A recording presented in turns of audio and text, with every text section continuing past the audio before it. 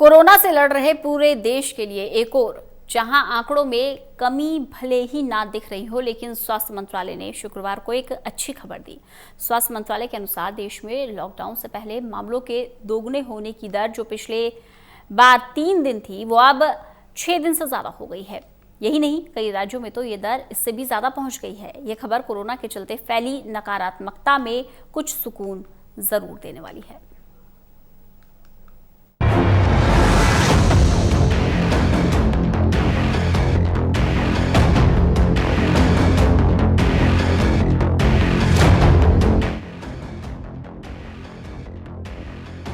देश में कोरोना से संक्रमित लोगों की संख्या लगातार बढ़ती जा रही है और ये संख्या बढ़कर 13,000 के पार हो गई है। एक और जहां संक्रमण का आंकड़ा लगातार बढ़ता जा रहा है, वहीं दूसरी ओर स्वास्थ्य मंत्रालय ने एक अच्छी खबर दी है।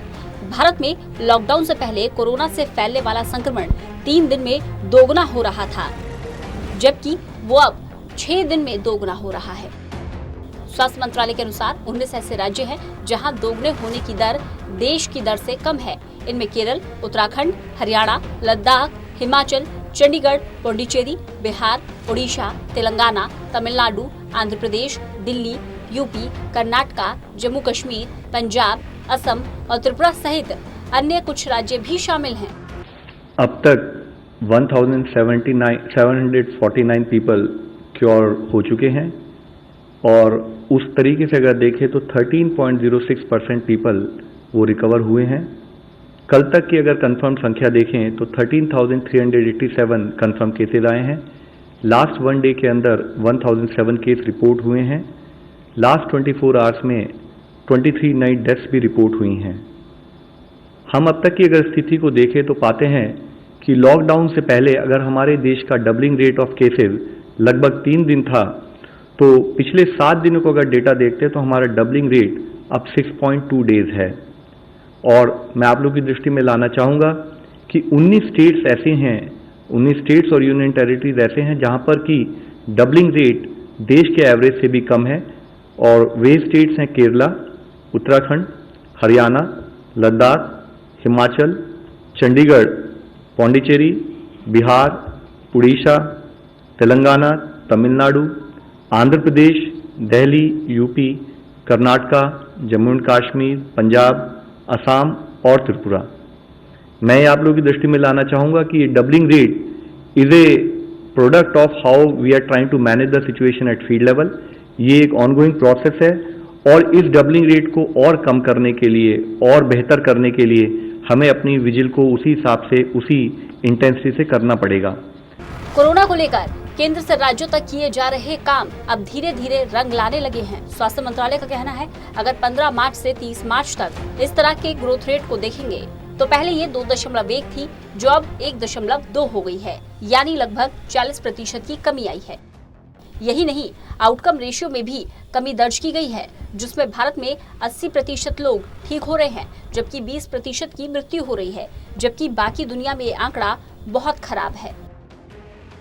इसी तरह से हमने सिचुएशन को एक और तरीके से एनालाइज किया, जिसको हम कहते हैं growth factor. Growth factor calculate किया जाता है कि जो नए केसेस आए हैं उनको उससे पहले वाले दिन कितने केसेस आए थे उसके प्रोपोर्शन में कैलकुलेट किया जाता है।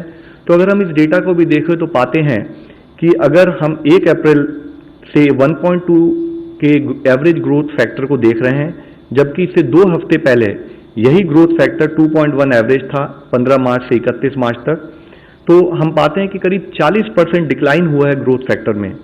और ये डिक्लाइन भी तब हुआ है जब एक साथ हम लोग दूसरी तरफ से प्रयत्न करके नंबर ऑफ केसेस जहां पर सैंपल्स कलेक्ट हो रहे हैं, सारी और ILI के केसेस के भी सैंपल कलेक्ट हो रहे हैं, तो हम अपना नंबर ऑफ सैंपल्स भी देश में बढ़ाते आ रहे हैं।